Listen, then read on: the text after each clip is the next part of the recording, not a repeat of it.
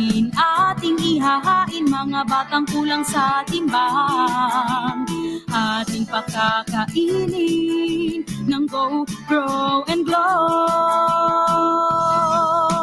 Adolescent reproductive health ay gawing gabay at patnubay ng batang mausisa ay di maranasan. Ang early pregnancy ay maiiwasan.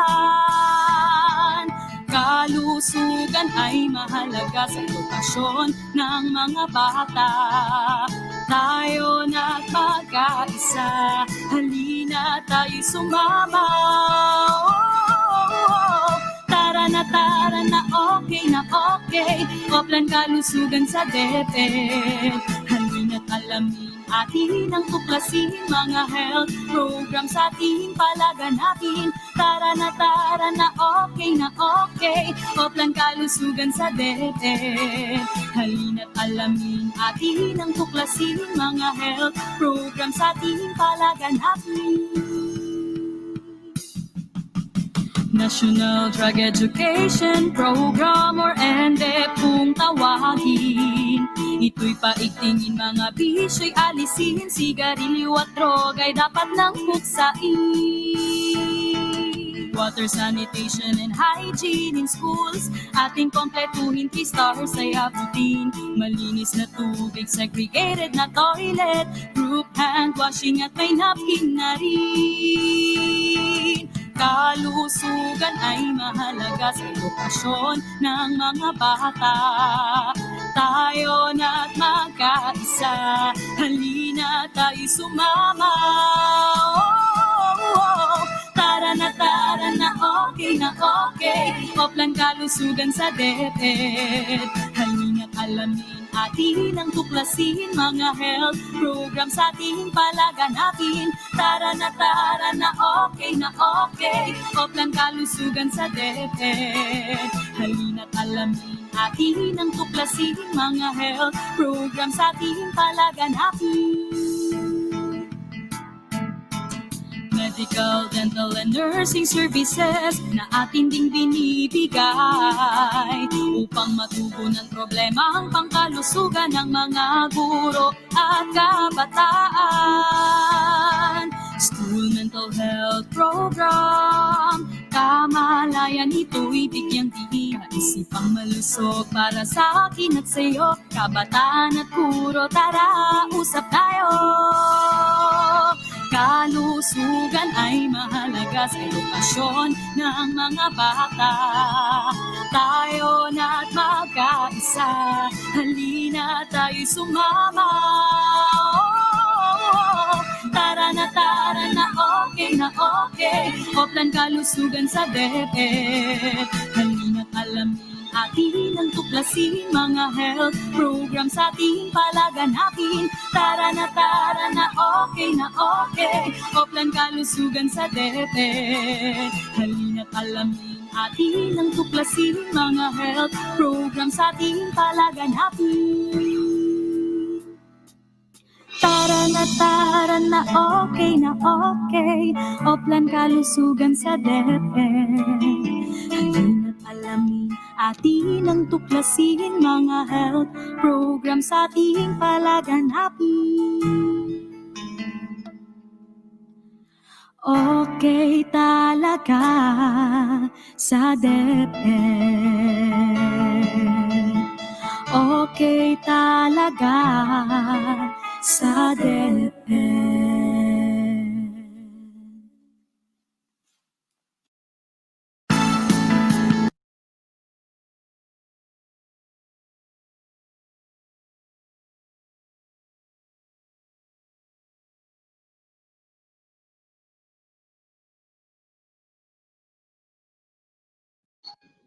Magandang hapon po sa ating lahat. Kumusta po kayo sa inyong lugar? Ito po ay isang very challenging week para po sa marami sa atin sa nakalipas na mga araw. So katulad po ng ginagawa natin na pagbubukas ng panalangin sa bawat episode natin, hinihilingan ko po ang bawat isa na maglaan po tayo ng ilang minuto ng katahimikan bilang pag-alala at pakikiisa, pakikiramay sa ating pong mga kasama sa Department of Education at sa labas din ng Department of Education sa bansang Pilipinas sa mga dinaanan po ng ating bansa sa nakalipas na mga araw at sa dinadaanan po ng bawat pamilya at bawat isa po sa atin na mga pagsubok sa gitna ng pandemya na mayroon po tayo ngayon. So sakali po na mag-play po tayo ng ating video ng prayer, hinihilingan ko po ang bawat isa na magkaroon tayo ng maikling panahon ng katahimikan para alalahanin po ang sitwasyon ng atin pong mga kasama.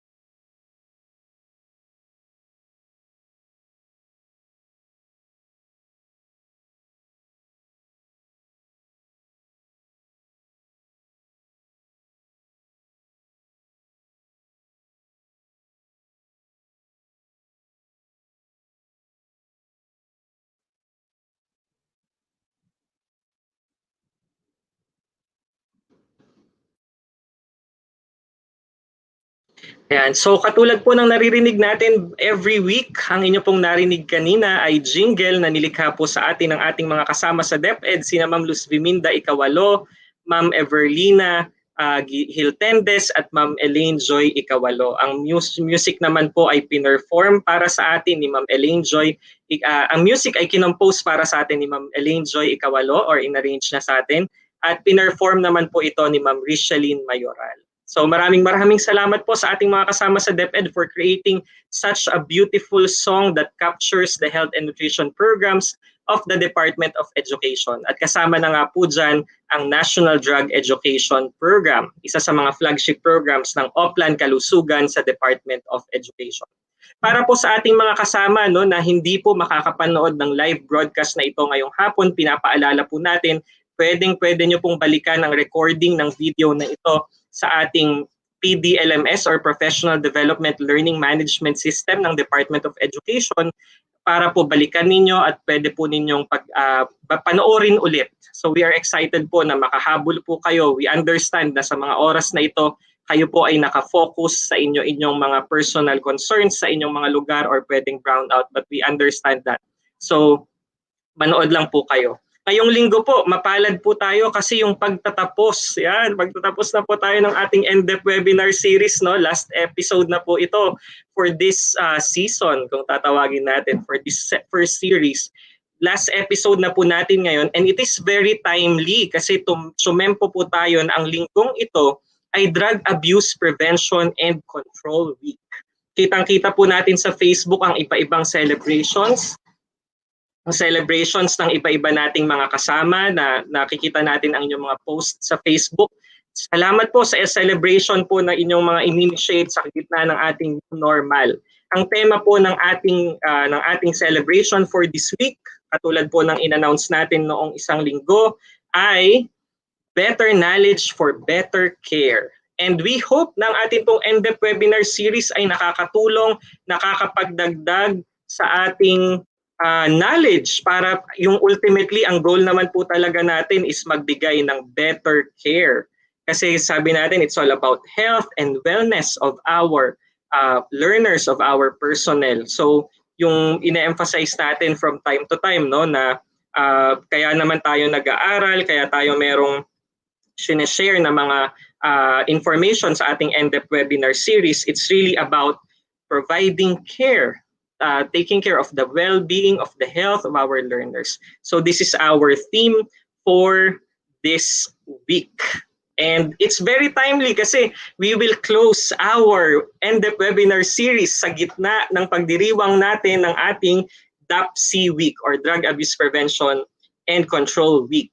And it's very good na ma-emphasize natin it's always about better knowledge, yung ating evidence-based interventions for better care driven by compassion, genuine concern, context of positive climate. Hindi ko na kailangang ulit-ulitin kasi our speaker for this afternoon, we're very lucky to have our first speaker in this webinar series to close, to encapsulate everything that we discussed in the past episodes para naman i-tapusin, i-wrap up yung ating mga discussion. So this is going to be a very fruitful afternoon and discussion with our resource person.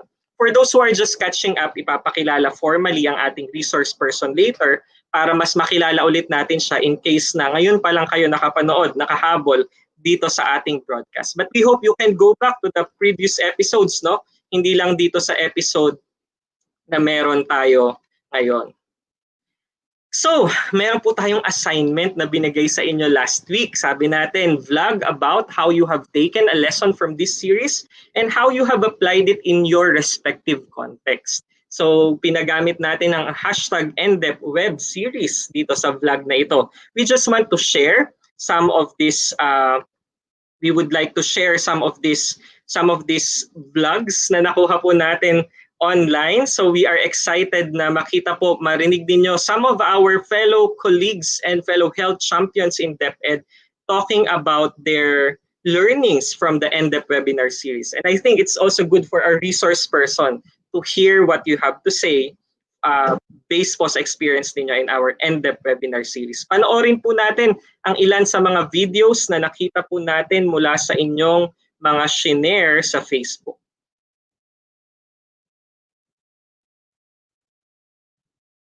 All right, so let me just fix this. Mukhang meron lang tayong konting i-arrange sa ating video. Let's watch.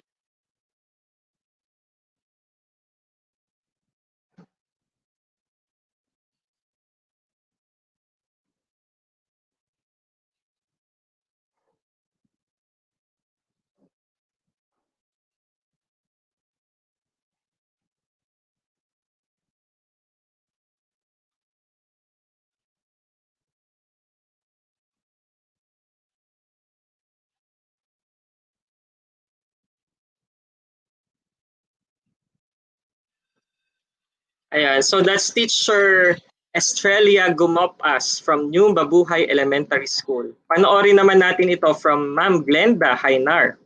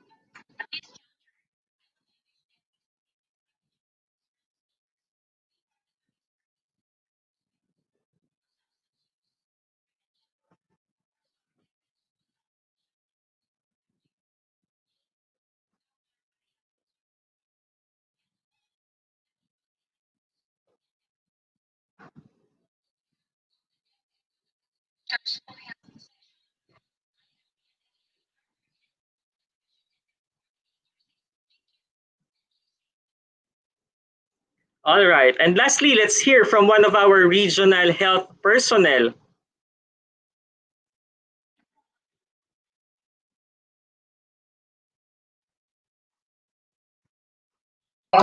Sir Gian, pakishare po yung audio.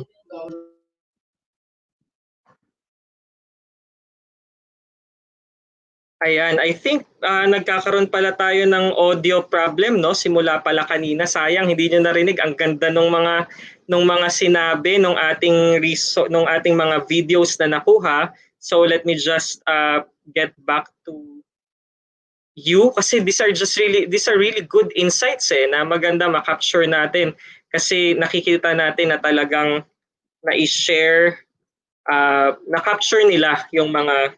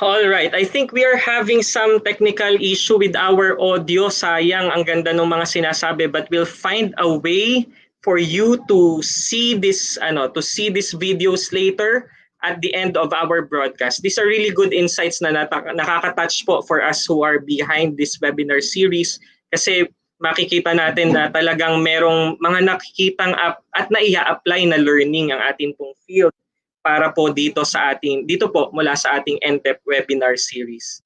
So as we do every week, we would like to open again formally our webinar series with a video presentation from our Undersecretary Earl P. Saavedra of the Dangerous Drugs Board.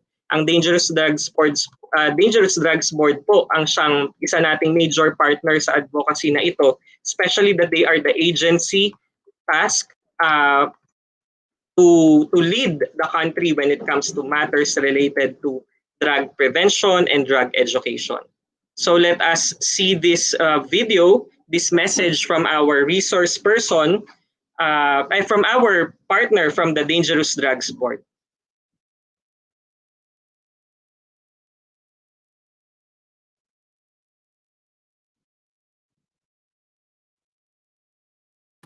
Isang magandang hapon po sa ating mga kasamahan sa advokasya.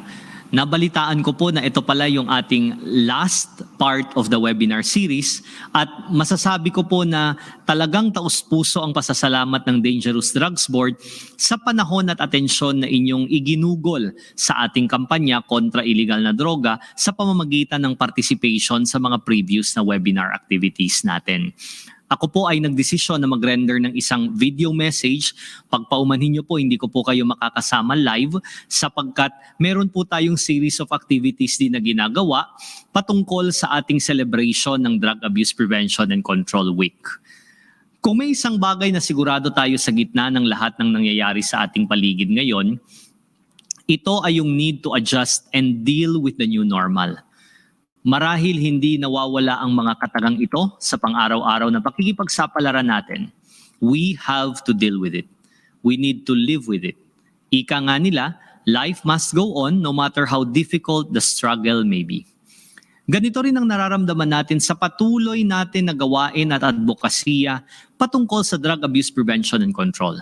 Paano ba natin mas maipapalawig ang mensahe ng pag-iwas sa at pagsugpo ng iligal na droga na kahit may pandemya ay hindi dapat mawala ang momentum ng ating seryosong pakikipaglaban dito. Siguro hindi sumagi sa isipan natin na darating ang punto that we have to go digital and promote our actions online. Siguro dati iniisip lang natin na such effort can be part of our creativity and it can be done soon. Ngunit ngayon, we were forced to innovate and implement something just like what we do today. Dati naghihintay lang tayo ng pagkakataon na may training patungkol sa anti-drug advocacy. Ngayon, a simple click can bring the message and resonate the advocacy right before your face on screen. We have reached this far at napatunayan natin na kaya naman pala. Pwede naman pala. The message is still very powerful regardless of the platform. Nakasalalay sa prevention aspect ang pagsugpo ng patuloy na salot na dala ng droga sa bawat mamamayan at lipunan. Kaya nga mahalaga ang katagang prevention works. Sa ibang bansa, nag-develop sila ng slogan na just say no. Isang powerful na sagot at malaman na pagtugon upang ma-remind ang bawat mamamayan na dapat niyang hindian ang paggamit ng droga at hindi ito solusyon sa bawat problemang hinaharap ng isang tao. Noong sinaunang panahon, kasama ng ipinaglalaban na advokasya ay papel at lapis. Ngayon, ang bawat computer at cellphone ay may kaparehong impluensya upang palaganapin ang isang mahalagang adhikain. Nakaka-proud sapagkat ito ang ginagawa natin sa ating NDEP Webinar series. Imagine kung gaano kalayo nakakarating ang ating learning session bawat linggo. Sayang po matatapos na pala tayo. Pero malay ninyo, meron pa tayong mga susunod na advocacy programs kung saan hindi po mawawala sa aming puso't isipan na isama po ang Department of Education sa ating ways forward. Nais ko rin pong gamitin ang pagkakataon na ito upang ibahagi sa inyo na sa katatapos lang na household survey on the patterns and trends of drug abuse in the Philippines, 65.8% of the public ang nagsasabi na aware sila sa government's anti-drug campaign. Isa pa sa magandang balita ay ang pagpapatotoo nila na mas naiintindihan nila ang kahalagahan ng kampanya na ito dahil sa mga programa na patuloy na ipinapatupad ng pamahalaan tulad ng anti-drug advocacy at seminars. Naging motivation po ito ng mga ahensya ng gobyerno na mas pagbutihin pa ang messaging campaign para masiguro ay involvement at ownership ng ating mga mamamayan sa kampanyang patuloy nating inilulunsad. Nawa ay marami po muli kayong matututunan sa topic natin sa linggo na ito patungkol sa redesigning preventive education for the new normal. You are all in the good hands of Professor Francis Grace Duka-Pante, ang direktor po ng ATC-PDE, who is also a good friend. Magkikita-kita po tayo muli sa susunod na mga adhikain na gagawin ng Dangerous Drugs Board on drug abuse prevention and control. After all, we already consider you as our anti-drug advocates. Wala nang bawian yon at hindi na pwedeng umatras. Patuloy po nating hangarin ang mabuting kalusugan ng lahat sa pamamagitan ng ibayong pag-iingat. Isang magandang hapon po sa ating mga kasamahan sa advocacy.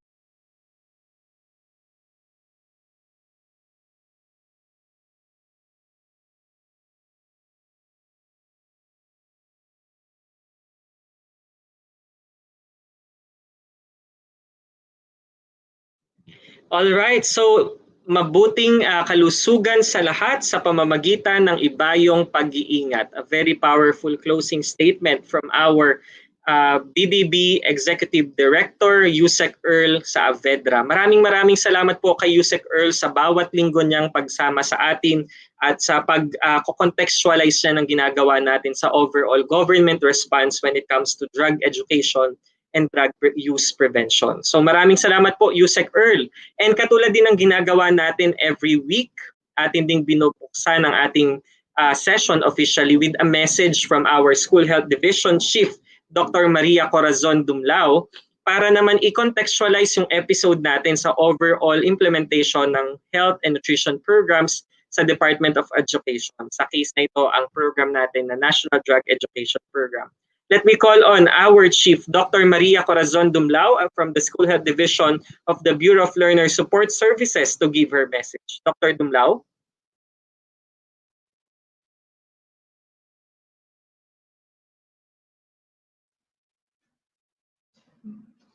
Clear ba, Gian, ang audio? Yung audio po, Doc, clear po. Pero parang medyo blurred lang yung video natin, Doc. Ayan, it's better. Medyo nagkakaproblema kami sa connectivity. Pero anyway, magandang hapon po sa lahat ng ating mga viewers. Tingnan po natin, ito na yung last episode ng ating series of webinars. At syempre, nais po namin kayong pasalamatan sa lahat ng pagsubaybay at pagsuporta nyo magmula unang episode hanggang ngayon. Napaka-timely din na itong ating last episode ay naitapat sa ipinagdiriwang natin na Drug Abuse Prevention and Control Week. At align po ito sa theme ngayon na Better Knowledge for Better Health. And sabi nga nila, learning is a journey, and kinakailangan pa rin natin na ma-update ang ating kaalaman at maging sustained ang mga efforts natin sa Department of Education to improve our knowledge for better health. Ipinapahiwatig ng theme na mas kailangan pa nating maintindihan ang problema sa substance use prevention, yung substance use at abuse, at magkaroon ng tamang kaalaman nang sa ganon na ma-address natin ang suliraning ito. And napakaswerte natin kasi kabahagi tayo ng problem solving ng ating bansa and also the global community in addressing problems on substance use and abuse. Sa mga naging topics po natin ng ating NDEP Webinar series, hangad namin na matugunan ang tema ng DAPSI Week at marami tayong natututunan sa ating magagaling na mga resource speakers. And last week, we discussed the importance of being healthy and being drug-free, giving our students correct information on the negative effects of drugs and teaching them life skills that they need so that they can be better advocates of substance use prevention. Ngayon naman po ay napaka-exciting ng ating topic for our viewers, especially for our teachers, since we will talk about preventive drug education amidst COVID-19. So in this times of pandemic, we face a lot of challenges, especially in terms of how we shift our teaching strategies from the normal, from the usual normal to the new normal. And we need to really adjust our content and delivery of our lectures to better understand and appreciate the things we want to convey to our learners. Effective drug education during this time is important because young people are faced with many influences to use both illicit and licit drugs. Ang tamang strategies sa pagtuturo ay napakahalaga so we can convey the messages we want to give to our students. And good quality drug education can impact on changes in specific drug using patterns and reduce the use of drugs and associated problems for young people. So drug education can contribute towards decreased harm and increased safety for young people, their families, and communities. It is for this reason that we included this topic, redesigning preventive drug education for the new normal, so we can learn strategies on how we can better provide preventive drug education in these times of pandemic. And I am very grateful to our speaker today na kapatid namin sa advokasya. Siya po ay kasama ko rin as one of the global master trainers, and siya isang kaibigan. She has always been a source of inspiration and unwavering support to the Department of Education. Alam niyo po yan, isang tawag lang po sa kanya, nandyan na kaagad, at wala kang makikita or maririnig na pagdadalawang salita kapag ini-invite natin siya. She's very willing to share her talents, her knowledge, and expertise on this topic. So what are we waiting for? Let us all learn together and be a better advocate on preventive drug education. Magandang hapon po muli sa lahat. Thank you very much po, Dr. Dumlao. Si Dr. Dumlao po, katulad ng ating resource person, na isa sa mga global trainers on substance use prevention.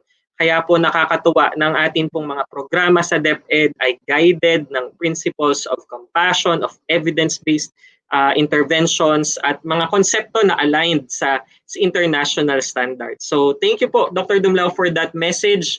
And thank you for that last message for this NDEP webinar series. Nakasama po natin si Dr. Dumlao every week for the past 10 episodes. So we hope na take note din po natin hindi lang yung pinakang lecture, no, but the messages na binibigay sa atin at the start of each session, kasi nagkakaroon tayo ng guidance, especially in terms of implementing our programs in our context sa Department of Education. Before we formally introduce our resource person, let me remind everyone that if you have questions, comments, or insights, this is where you will share your comments, questions, and insights. bit.ly/2020 NDEP web series feedback. Wag po sa comment section, kasi po pag sa comment section ninyo nilagay, matatabunan po yan, hindi natin maibibring up sa resource person mamaya. But our resource person is really excited to talk again with you.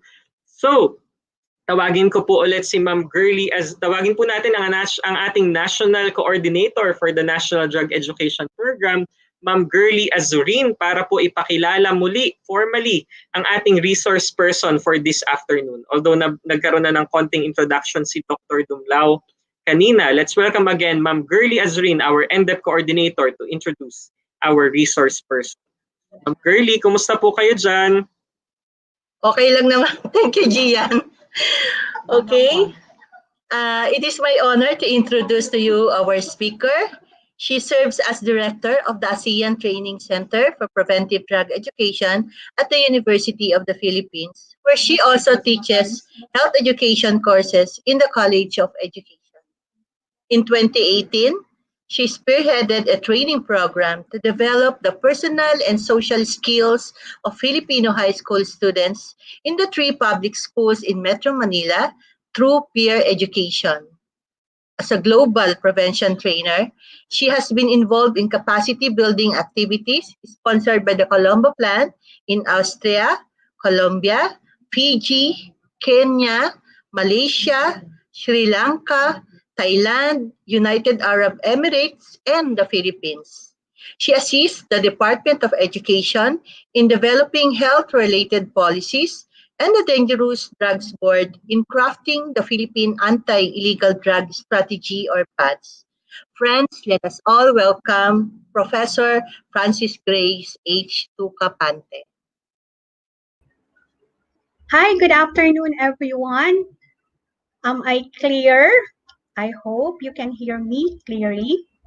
I'm so excited to be with you again this afternoon.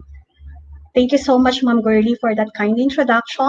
I'm going to start by thanking the Department of Education and the Dangerous Drugs Board for this worthy initiative on drug abuse prevention. Thank you so much to my dear friends in the Department of Education, of course, Dr. Maria Corazon Dumlao, the head of the School Health Division, and to the National Coordinator of the NDEP, Ma'am Gurley Azurin. And of course, to Sir Gian Adaw for your effective facilitation since episode 1. Hi, welcome everyone. This is the last episode of our NDEP series of webinars. I know that you are excited again to be with us this afternoon. So I'm now going to start sharing my screen.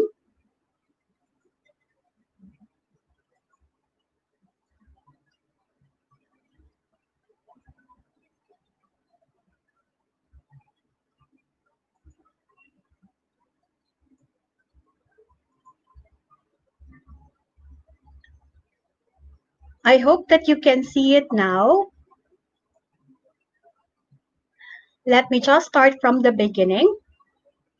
So welcome to this presentation. I'm going to walk you through the different best practices of the ASEAN member states in redesigning preventive drug education for the new normal. I am Professor Francis Grace Duka-Pante. I am currently the Director of the ASEAN Training Center for Preventive Drug Education, or ASEAN.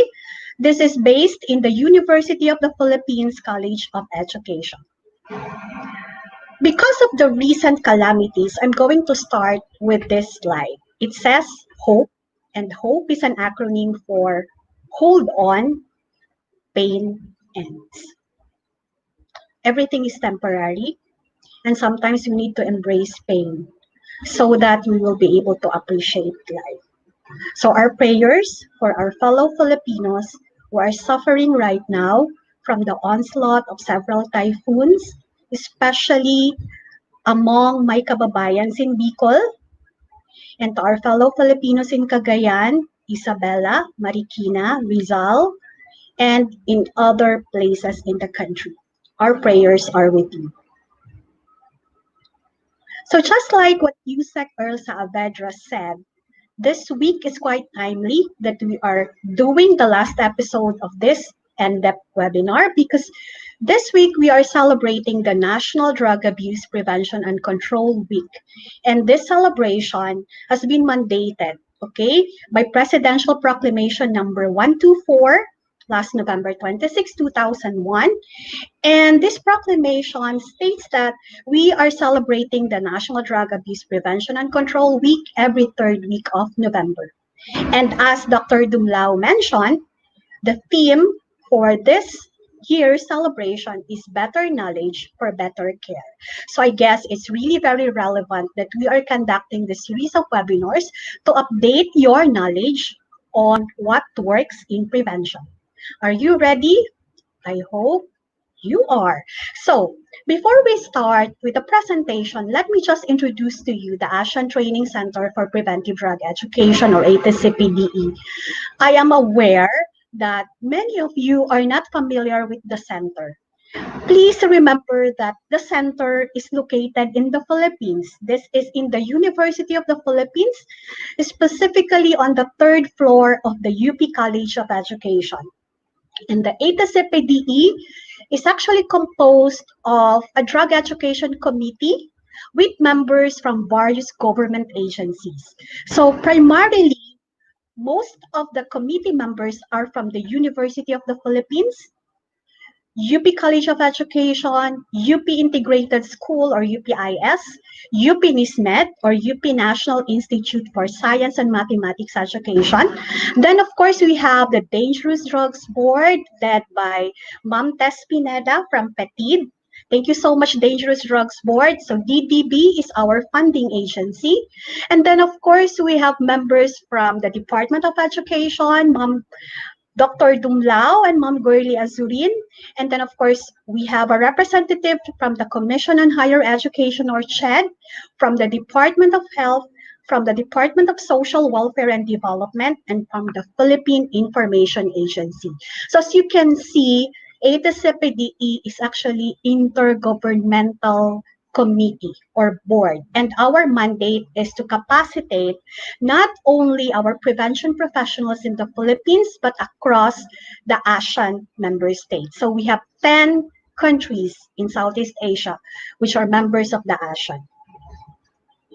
So for this afternoon, I'm going to walk you through the different key points of the past 9 episodes. We're going to review them. We're also going to describe the best practices in preventive drug education of the ASEAN member states in the new normal. So what are they doing since the lockdown? And how are they pursuing all their prevention initiatives? And lastly, we are going to summarize the factors to consider in delivering preventive drug education for the new normal. So let's start. Before I begin with episode 1, again, let me just greet our NDEP coordinators all over the country. I have a friend from Pangasinan, and I'm going to read. Okay, her school is Pangasinan School of Arts and Trades. So special mention to all the faculty and the administrators of Pangasinan School of Arts and Trades in Lingayen, Pangasinan. Principal is Maria Teresa Aquino. Thank you so much, Ma'am, for watching. And then Assistant Principal, Mr. Celito Bugarin. So I know that many of our schools across the country are watching our NDEP webinar since day 1. And this is your Tuesday habit. And we would like to thank you, okay, from the bottom of our hearts. Thank you very much for supporting our National Drug Education Program. So let us review the different key points from the 9 past episodes of this NDEP webinar. So let's start off with the first episode. As you can see, this is my first presentation. So I'm really blessed that I started with the series of webinars and now I'm going to end it. Now, I hope you still remember the key points of the first presentation.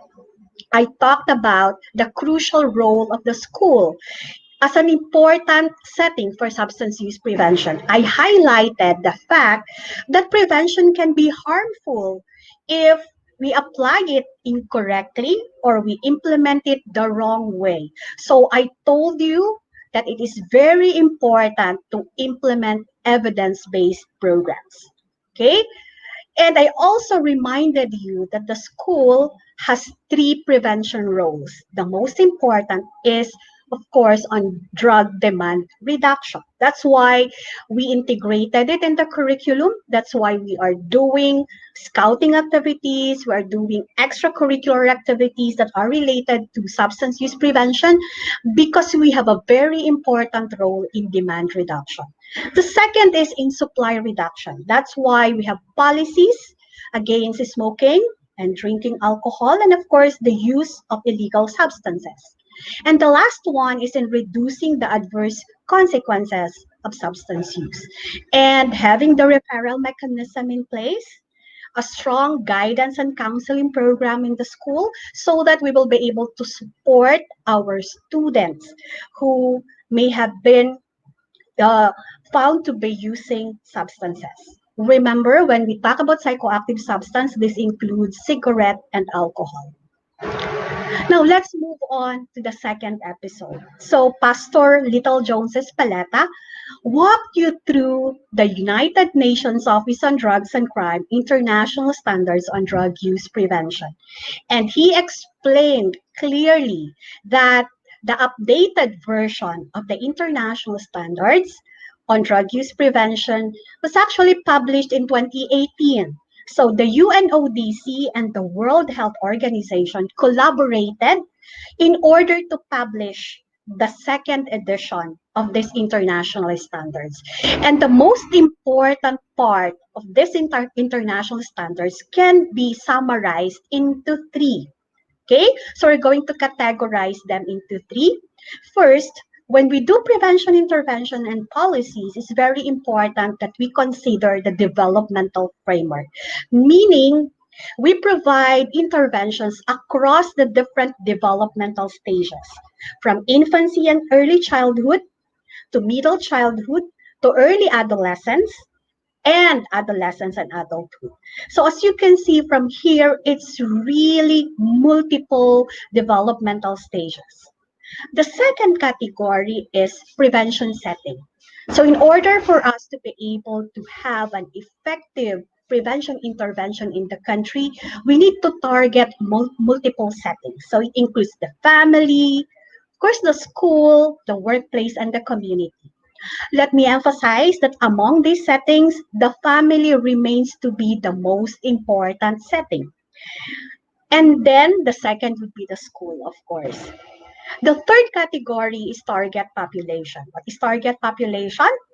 Universal, selective, and indicated. So when we say universal intervention, we are targeting the whole or the general population regardless of risk. So whether you are low or you are high risk, you are being targeted. So for instance, in the school, when you do an intervention for all the students, you are doing a universal intervention. For selective, this is targeting high-risk populations or high-risk groups. So when you do an intervention targeting students who are highly vulnerable because maybe of their family issues, because maybe they come from poor neighborhoods, then you are doing selective intervention. And then finally, we have indicated intervention. This one is for vulnerable individuals. These are individuals who have already been using substances but are not yet dependent. So please remember that these are the crucial components of the UNODC International Standards on Drug Use Prevention. This is the heart of the international standards. Remember, to be effective, we need to target the different developmental stages, the different settings, and the different target population. Thank you so much, Pastor LJ, for clarifying all these concepts. Now, we will proceed to episode 3. Episode 3, wow, you have a very energetic resource person for episode 3. You met Santi, the famous Santa Nartadranes Iray, the chief trainer of the Drug Check Philippines Incorporated. And Santi talked about the role of the workplace in substance use prevention. I remember Santi gave you a lot of hugot lines, a lot of famous quotations, and I'm sure that you have enjoyed this particular episode. So Santi emphasized the different factors affecting substance use in the workplace. This is very important because workplace is an important setting for prevention. And he said that substance use in the workplace is multifactorial.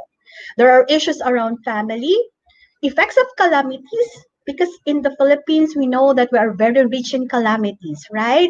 So we just had several calamities weeks ago. And then, of course, economic crisis. And this is aggravated by the pandemic. So people are highly stressed. Workers are highly stressed, maybe because they lost their job, maybe because they are now working from home. So there are different issues which increase susceptibility to substance use. And according to Santi, the aim of drug-free workplace program is actually to maintain and restore health and safety standards so that our workers would be able to be productive and they would be able to produce quality outputs in the enterprise. And Santi also reminded us that the issue on drugs is not really about drugs, but it's all about people and caring for people. Next, for episode 4, is a very touching topic. This is a very enlightening episode on social stigma on substance use. And Dr. Clara Fuderanan walked us through the effects of social stigma and what are the strategies that we can use so that we will be able to change public stigma. She said that stigma is actually a set of negative beliefs that a group or society holds about a topic or a group of people. And she contextualizes stigma among substance users. Okay? And according to her, there are actually different strategies that we can do so that we will be able to prevent public stigma. Number 1 is to protest. Number two, of course, this is very relevant to all of us because she's talking about education. And in education, we need to give accurate information, meaning we need to explain that substance use is multifactorial. There are different factors that come into play. And then as educators, it is our moral obligation to address media biases and inaccuracies surrounding substance users. Because there are a lot of misconceptions. We all know that there are a lot of fake news, right? And it is our moral responsibility to correct all this inaccurate information. And then, of course, we need to portray people with substance use disorder as human beings. So we shouldn't label them. They're people with feelings, and we need to embrace them with compassion. And lastly, contact. This is highlighting the stories of successful recovery and looking at the positive face of substance users. Now, we're moving on to episode 5. In this episode, Dr. Marie Grace Gomez from the UP College of Education and also a member of the ASEAN walked you through the mental health issues in the context of substance use.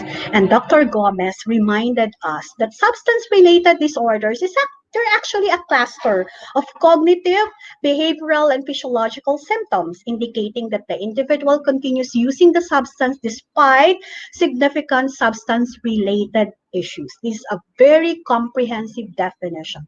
And she highlighted the fact that in substance use disorder, biological, psychological, socioeconomic, and spiritual dimensions are at play.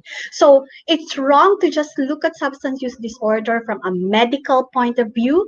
It's also not good to look at it solely from a biological point of view. It should be an interplay of these different factors and dimensions. As she reminded us, we can't understand the disease without the complex context or contributing factors. In prevention, according to her, it is very important to strengthen protective factors because they contribute to mental health and allow a person to be resilient in the face of challenges. And we all know that resilience is a very important thing, especially now that we are amidst a pandemic and several calamities. So an example that she gave is enhanced social support. So again, let's practice physical distancing, not social distancing. Okay, we need to connect intentionally to each other, maybe through virtual means, but please don't isolate yourself. It is not good for your mental health. So let's enhance social support by asking for help. Asking for help is actually a good way to cope. Okay, it's not something that you need to be afraid of.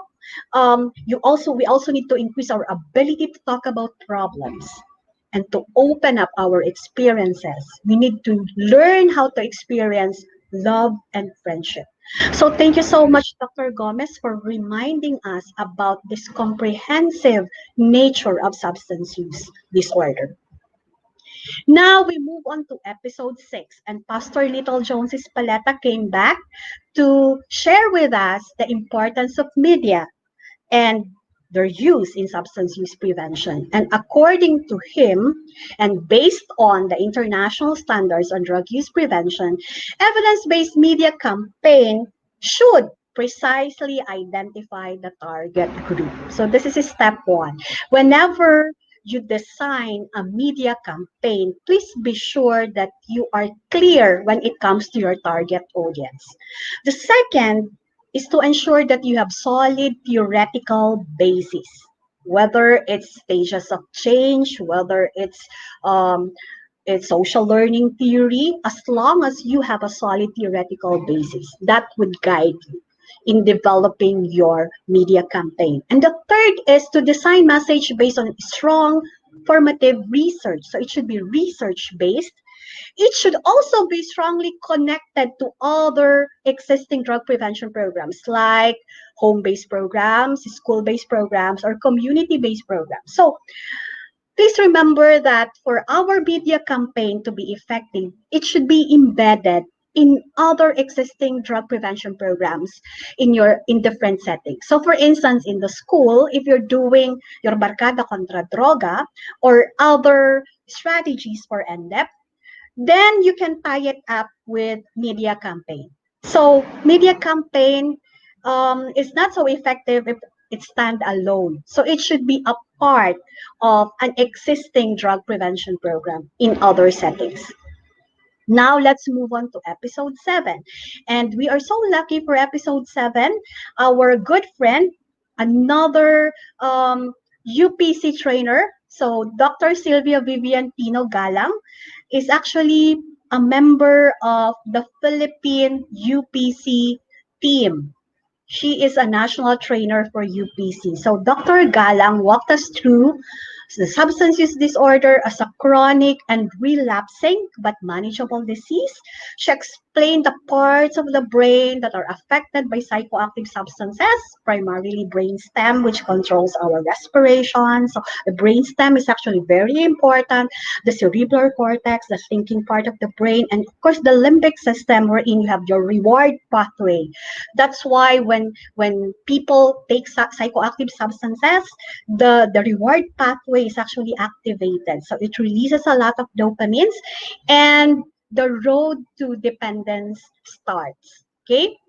And she also explained to us the different categories of psychoactive substances. She explained the stimulants, depressants, narcotics, or the pain relievers, and of course the hallucinogen or the psychedelics. And it was a very informative episode. So I hope that you had learned so much from Dr. Galang. Now let's move on to episode 8.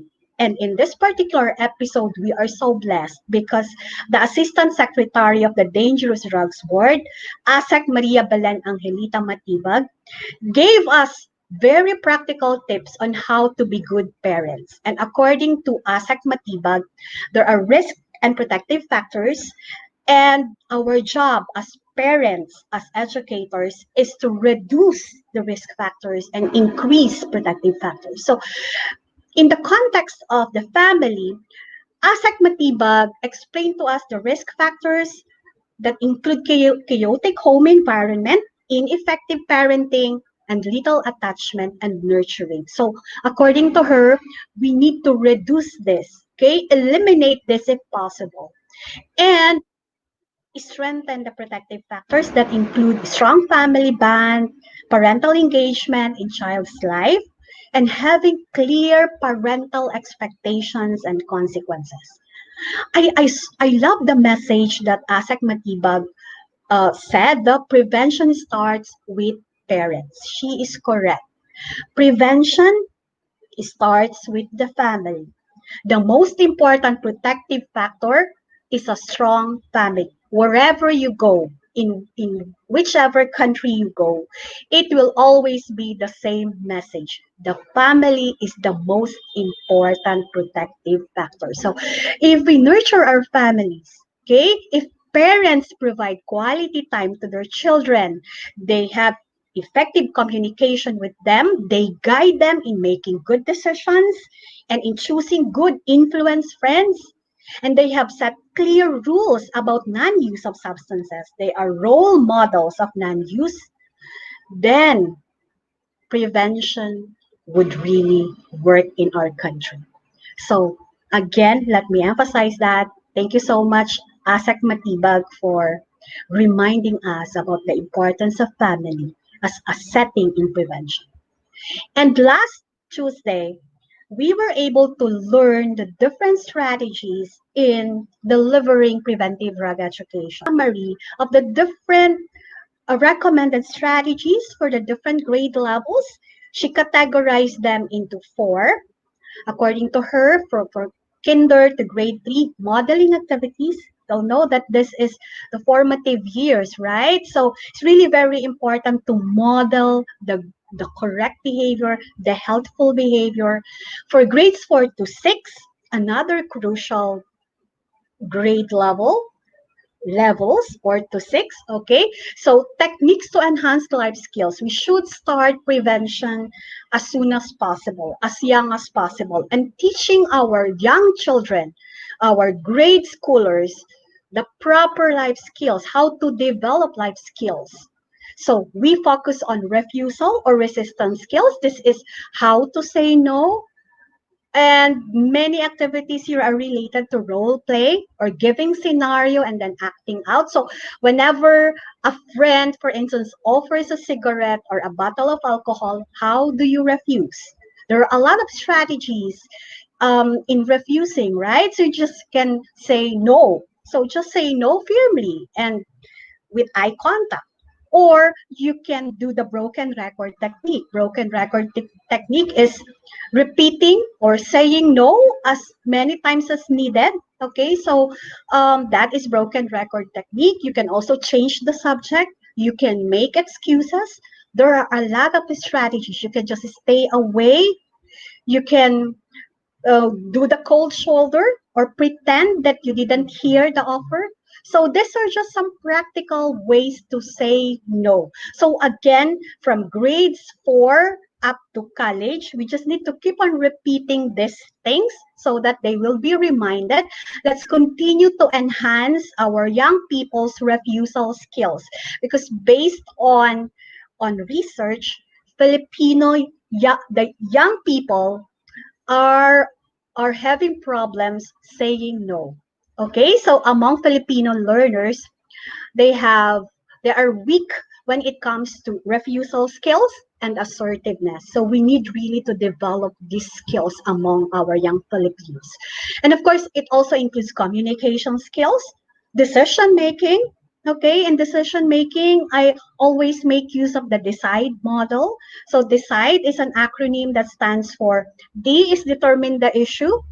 E, you need to explore the alternatives. C, you need to consider the consequences. I is to identify your values so that your decision would be based on your values. And D is you decide.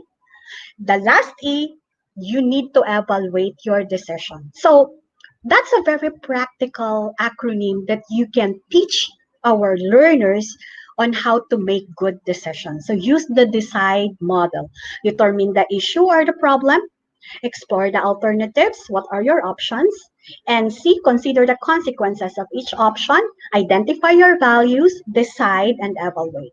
And then, of course, assertiveness. So again, this is using scenarios, and then personal and social skills, particularly stress management. Remember that we are in the midst of the pandemic, and even our children are experiencing a lot of stress, and teaching them how to manage this stress will be very helpful. So even just teaching them simple breathing exercises, the 5-7-8 technique. So for instance, you count 5 when you inhale.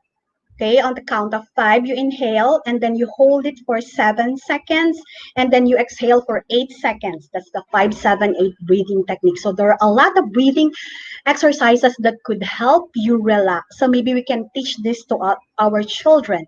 And then for the high school, okay, 7 to 10, grade 7 to 10, self-esteem enhancement exercises that would include, for instance, having what do you value most about yourself, being proud of yourself, celebrating each maybe small or big win. Okay, just like developing your self-worth. There are a lot of activities that you can make use, okay, in order to develop the self-esteem of your students. And then this is one of my favorites, abstinence bag or box. This one, okay, I'm going to show you my abstinence box.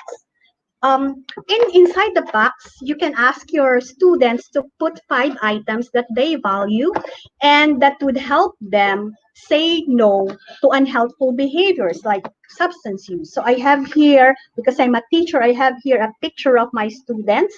I have here a rosary.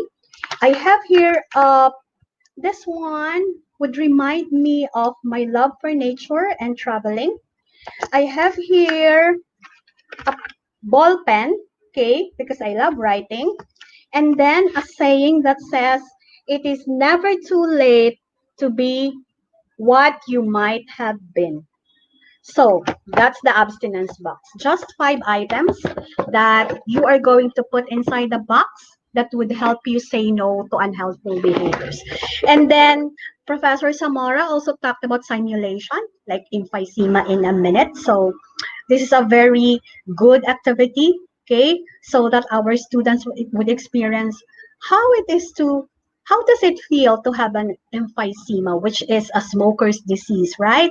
So for a minute. And then for college students, we focus more on values-based strategies and commitment or making a stand activity. So thank you so much, Professor Zamora, for sharing with us very practical tips on how to deliver preventive drug education. So now I was able to summarize the key points of the 9 episodes of this NDEP webinars.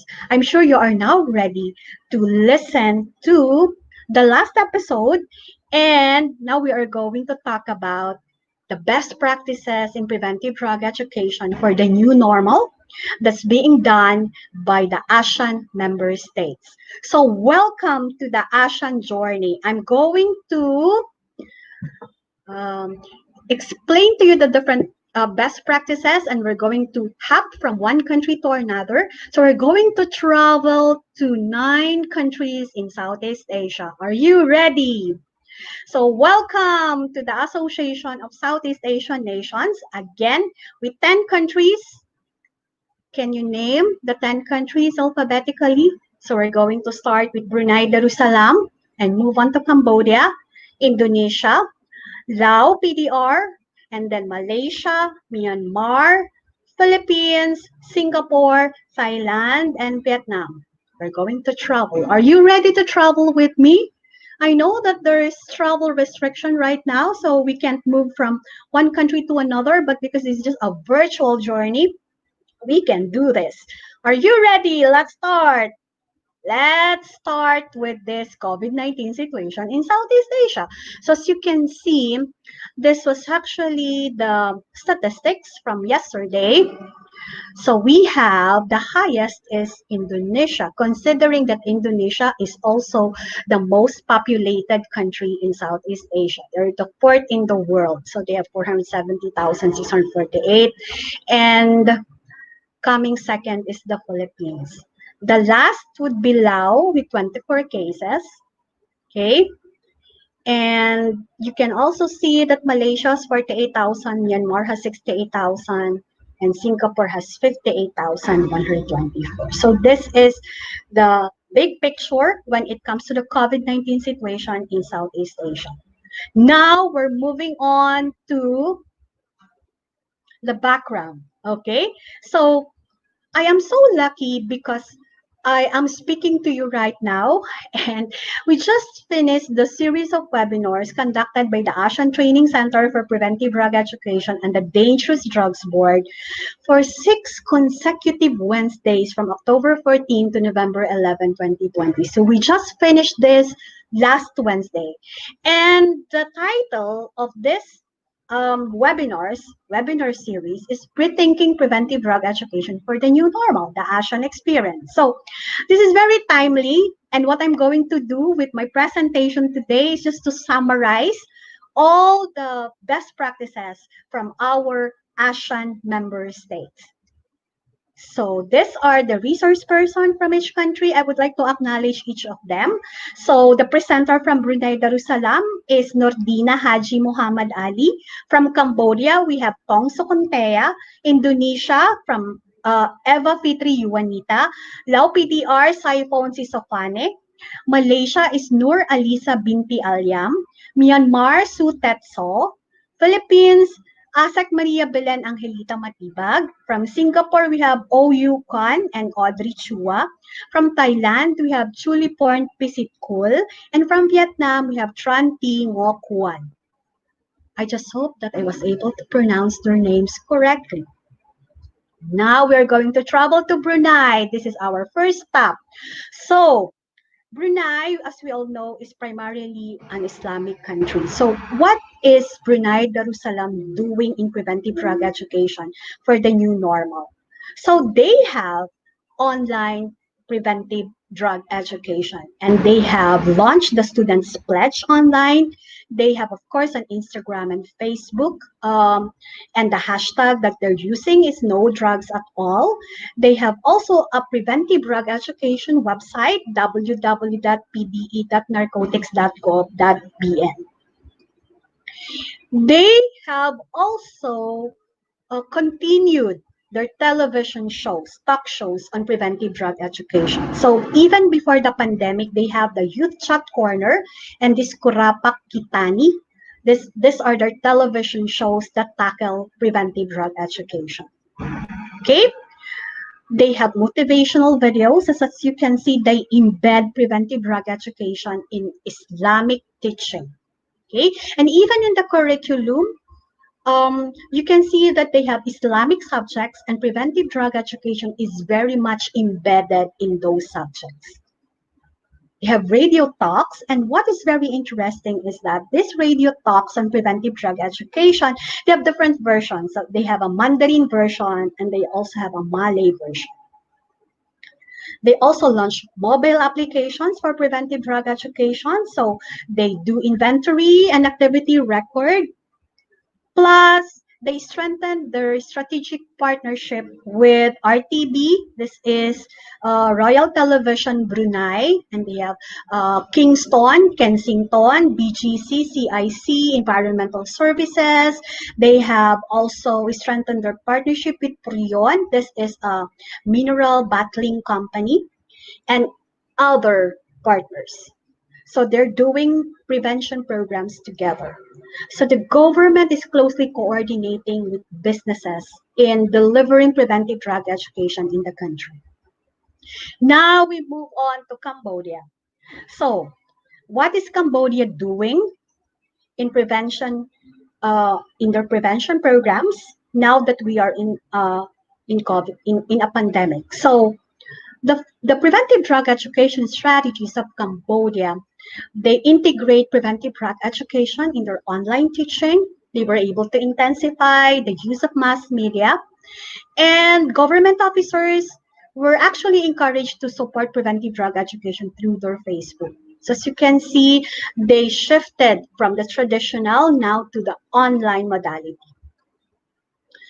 Also, they're continuing their conventional methods of doing prevention. So they increase their indirect activities at local level by using leaflets and posters in public areas. So again, paper-based campaign for prevention, and then they develop the capacity and materials for preventive drug education. So their Ministry of Education is developing preventive drug education textbooks. They were able to draft textbooks for grades 1, 4, 7, and 10 last year, and now they're drafting grades 2, 5, 8, and grade 11.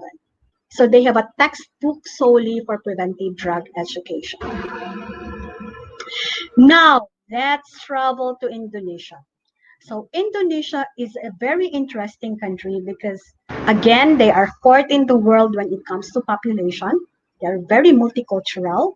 They have different religions. As you can see, although dominant religion is Islam, they also have Christianity, Hinduism, Buddhism, Confucianism, and they have over 700 languages. So very diverse culture. So what is Indonesia doing now in prevention? Let's look at this one. So before the pandemic, they were able to conduct surveys, okay, in different parts of the country. And the result of the survey were used to come up with this program. It's called the Anti-Drug Family Resilience Intervention. So this is a family-based intervention. As you can see, they're still doing it face-to-face here, but they're observing health protocols, right? They're wearing their mask.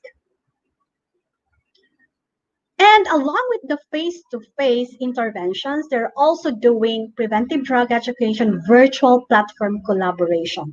So you can see they have here meetings online, okay, with their government officials. And they also did a lot of public service announcement. BNN is the counterpart of the Dangerous Drugs Board in Indonesia. Okay, so you can see here the different these are the different infographics and public service announcement in Indonesia. They also did a campaign called Hidup 100%. Sadar, sehat, produktif, dan bahagia. So the main point of this campaign is to have 100 people who will serve as role models. They will be happy, healthy, and drug-free 100 model people. Okay, so they are using the social learning theory of Bandura. So it's imitating the behavior of these role models. Now, let's move on to Lao. This is Lao PDR, People's Democratic Republic. What is so unique about Lao is that Lao is primarily a Buddhist country, right? But they also have a little of small population of Christians and 0.1% of Islam. And among the different ASEAN member states, Lao is still continuing face-to-face. Okay, they sustain their preventive drug education among young people through school-based intervention, and they're still doing it face-to-face because, as you can see, they have very few cases of COVID-19. So they're just wearing masks, they're observing health protocols, but they're doing PDE just the same. So pre-pandemic intervention. These are just examples of the IEC materials, the information, education, and communication materials for preventive drug education that Lao continues to produce. They have also policies, okay, drug policies from 2016 to 2020. So you can see here in blue, they have the National Drug Control Master Plan from 2016 to 2020. Let's move on to Malaysia. And in Malaysia, they're very active in doing preventive drug education in social media. So they have a lot of infographics and awareness videos online. And very interesting, they also launch a lot of virtual programs. So they have e-learning, e-exhibition, live streaming, and online conference. Collaboration for PDE. So they have established partnerships with the different government agencies and private organizations and private individuals. So even before the pandemic, Malaysia is already doing the anti-drugs icon. So they launched this program several years ago, and now they're still continuing it. They're collaborating with information department in delivering the prevention message to the public. These are examples of the preventive drug education materials and services in Malaysia. As you can see, they publish several recovery pocket books to assist those who are recovering from substance use. They also have a telephone line for those who need assistance. Okay, so they call this Talian Hotline Hello AADK. So from April 24, 2020, so they were able to establish this mechanism to help the people who are highly stressed and who need somebody to talk to, who may be struggling with substance use issues. So they have somebody online on the phone who can help them. In Myanmar, okay, Myanmar, let's move on to Myanmar. Well, you can see here the different materials that they're using. So we have books here. These are the worksheets in comics format, okay? Preventive drug education. But along with the traditional modality, they're also doing learning management. They have a learning management system, okay? The Ministry of Education has launched this. They call this Zero Data. And what is unique about Myanmar is that they have a separate subject in their curriculum known as life skills.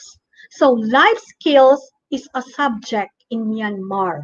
So this is provided to those who are in basic education, and preventive drug education is integrated in the life skills subject. And they're continuing, okay, integrating preventive drug education in life skills, in the life skills subject. These are examples of preventive drug education online. So as you can see, they develop several materials for prevention. They also have here the basic education, school quality assurance standards framework on the right side. So this is the standards for basic education. They also have, just like in the Philippines, they have different television programs, okay, wherein they integrate preventive drug education. And on the right side, you can see the different schedule of these television programs, okay, educational programs for their learners. The Ministry of Education of Myanmar also launched the Myanmar Digital Education Platform. So this is what's happening in Myanmar. Now, let's move on to our own country, the Philippines. So I'm sorry because the population is not updated here. It's still in 2015. And I'm showing to you a picture of Bulusan Lake because I'm from Sorsogon. I would like to say hi to my family in Kasiguran, Sorsogon. I know they are watching right now. And to my teachers in Sorsogon National High School, to my fellow Sorsoganons, Diyos marhay na banggi sa Indugabos. To my fellow Bicolanos, I hope that we will be able to thrive in this crisis. So, my apologies for using Bulusan Lake as the picture for the Philippines. I'm biased. So, now let's move on to the Philippines. And the Philippines is using a two-pronged strategy for our drug prevention and control. So, this is the Philippine Anti-Illegal Drug Strategy, or PADS. Two-pronged approaches. So we have demand reduction and supply reduction. So this is a balanced and comprehensive approach in order for us to counter substance use or illegal drugs in particular. So for the Philippines, we have a series of fact talk, okay, online, and this was spearheaded by the Dangerous Drugs Board. As you can see, there were several interesting topics on rethinking drug abuse preventive education program using the NSTP platforms in higher education institutions, sports as part of self-discipline, understanding cryptocurrencies in relation to the drug trade. So this is understanding Bitcoin, okay, and the dark web. And then strengthening Barkada Contra Droga, tapping the University Student Council platform for anti-drug advocacy, and of course, the influence of mass media in the anti-drug program. So thank you so much, DDB, for facilitating this Fact Talk series. Along with the Fact Talk series, the DDB also conducted several webinars. So we have a webinar on effective parenting. Santi was invited to talk about Usapang Millennial, Katatagan ng Kabataan Tungo sa Kaligtasan. Yes. And then, of course, we have a webinar on discouraging drug use in the workplace. And these are all in the DDB platform. Continuation of the webinar series. So we have a webinar on impact of drug use to mental health webinar. This is very interesting. Webinar on the use of nutritional guide for persons who use drugs. And lastly, Attorney Vera Cruz talked about what you should know about Republic Act 9165 or the Comprehensive Dangerous Drugs Act of 2002. So very interesting topics for the webinar series conducted by the Dangerous Drugs Board. And we also have the various modes of PDE, right? Radio, television, and all these modalities, we are including preventive drug education. Plus, we have TED Education. This is a cable television-based and online educational program on preventive drug education for Filipino learners. The Dangerous Drugs Board also produced several PDE infographics. So this is an information campaign on the importance of June 26. So for the information of everyone, every June 26, we celebrate the International Day Against Drug Abuse and Illicit Trafficking. So it was declared by the United Nations. And every June 26, each year, the United Nations Office on Drugs and Crime released the World Drug Report. So that's a trivia. Every June 26, they release the World Drug Report. And The DTP also produced this very interesting infographic on preventing workplace stressors. Very important, especially among us teachers. They also did an infographic on suicide prevention. So I like this message. Just like drug use, suicide is not the answer. And you can listen and do not preach. Seek professional help if you need one. So thank you so much, DDB, for this very helpful infographics. The ASEAN Training Center for Preventive Drug Education also produced 2 infographics, and we were able to actually share this with our ASEAN member states. All countries in Southeast Asia received a copy of this infographics from the ASEAN Training Center for Preventive Drug Education. Now let's move on to Singapore.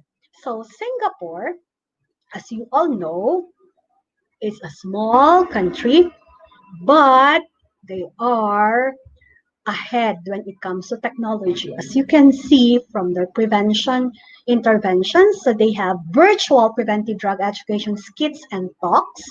Okay, they have virtual anti-drug advocate training program, so using the virtual platforms for training.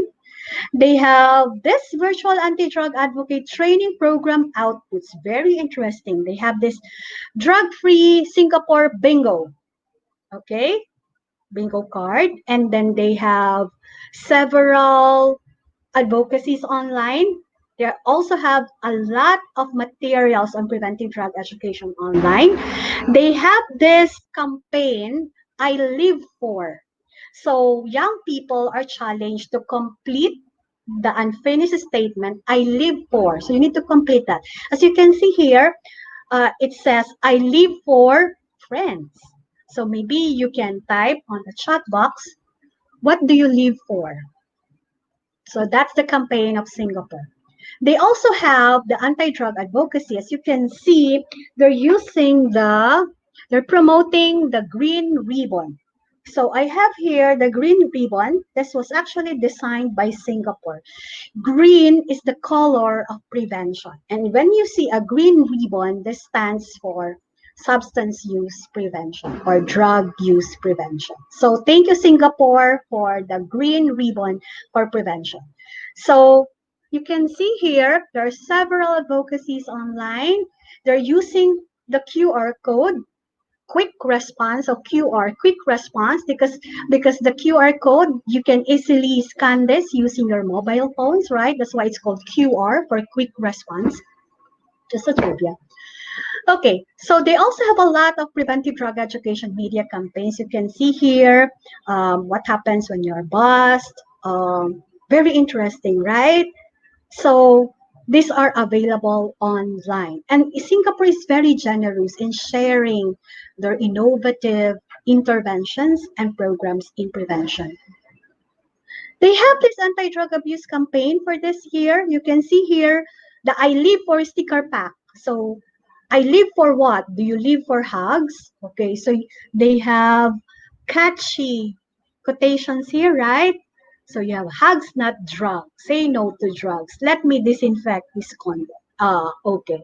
So they have a lot of catchy materials. Pugs, not drugs. Living the happy life. So stickers. Okay. Thank you, Singapore. This one is really advanced. Singapore has the augmented reality exhibition. So among the 10 countries, only Singapore did this. So what is augmented reality? This is enhancing reality by superimposing digital images on actual physical environment in order to enhance your experience of reality. So they're using the QR code also in this particular program, and this is something that maybe we can learn to do in the Philippines. Filipinos are very skillful, right? We are full of talents, and I'm sure that many of our tech-savvy Filipinos can learn from Singapore and do this also in the country, the augmented reality exhibition. Now, let's move on to Thailand, the second to the last country. So Thailand, they also have a lot of preventive drug education online. Of course, we can't read the characters, the Thai characters here, but they're using Facebook, Twitter, YouTube, a lot of social media, and they have these YouTubers for preventive drug education. Very interesting. So they're making use of influencers online to deliver the prevention message. Lastly, we have Vietnam. So what do we have from Vietnam? Vietnam is doing the infographics. Okay, they're continuing in the production of their infographics, but you can see from here that they are slowly moving from the conventional to the online modality. Okay, so just like in other countries, Vietnam is also utilizing the digital platform to deliver the prevention message. So these are the best practices, okay, that the ASEAN member states are doing in prevention. I was able to walk you through the 10 countries. Thank you so much for joining me in traveling, hopping from one country to the next. I hope that you enjoyed the journey. So I'm now moving on to the last part of this presentation. This is just going to be very quick so that I will still have time for your questions. So let us now summarize the key points. Now that you were able to witness, okay, the different interventions that countries are doing in Southeast Asia, what are the factors that we need to consider in reimagining preventive drug education? So I have listed here 5 factors. The first one is context. The second one is to review our goal and to look at our standards and review our principles and again strategize. Okay, so we need to look at our strategies. So for the context, we all know that economic difficulties caused by COVID-19 changed drug consumption for the worse. Okay, because of the pandemic, there is very high level of stress among people. So there is also high susceptibility to substance use. This data is actually based on the UNODC, or United Nations Office on Drugs and Crime. And according to that statistics, okay, the economic downturn may lead to reductions in drug-related budgets, an overall increase in drug use with a shift towards cheaper drugs. Because we all know that the world is experiencing an economic crisis, okay? So there would be a shift towards cheaper drugs. So there would be an increase in drug use, but there would be a shift towards cheaper drugs. So if we're going to review the goal, why are we doing substance use prevention? The overall or the ultimate aim of our prevention interventions is to keep our children, our young people, and the larger population healthy and safe. So please remember those 2 words. We would like our people to be healthy and safe so that they would be able to realize their talents and potentialities. So remember, the most important investment is investing in people's health. Okay? And of course, our objective is to be able to reduce, okay, substance use so that we will be able to minimize, okay, people who are using substances, and if they're already using, to prevent them from being substance use, prevent them from having substance use disorders. So prevent them from starting to use. If they're already using, prevent further progression to substance use disorder. Let's go back to the standards. So these are the international standards on drug use prevention, right?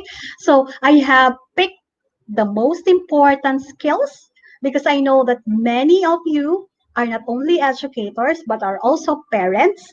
So for parenting skills, it's very important to enhance family bonding and provide skills for warm child rearing, setting rules for acceptable behavior, monitoring free time and friendship patterns. So please don't forget to monitor your children's behavior. Know their friends. Know what they are doing online. And of course, positive and developmentally appropriate discipline. Okay, give tough love. As Asek Matibag stressed, it's very important to be clear in our guidelines and rules at home regarding non-use of substances and involvement in children's learning and education. So you need to be involved. I know that because we are doing remote learning now, many parents are personally involved in their children's education, and very important, become role models. Now, let's move on to school-based interventions. Let's review what should be the content of school-based interventions. It should have a combination of coping skills, personal skills, and social skills. The structure should be series of sessions. The delivery should be interactive. So, no to lecture and other didactic approaches. It should be interactive. It should be a series of sessions. No one time, big time. There should be a booster session if possible. Principles, evidence-based principles. We don't use scare tactics, so no to fear arousal, and use of testimonials from former drug users. I stressed this during my first presentation, right? I shared with you an experience that I don't want to happen again. And preventive drug education should be culturally relevant, it should be holistic, and it should be integrated. Please don't forget, okay? These principles were actually from the United Nations Office on Drugs and Crime, primarily from the director of the Prevention Office. And she stressed that the earlier, the better. So if we can give prevention program for pregnant women, better. So from womb and until adulthood.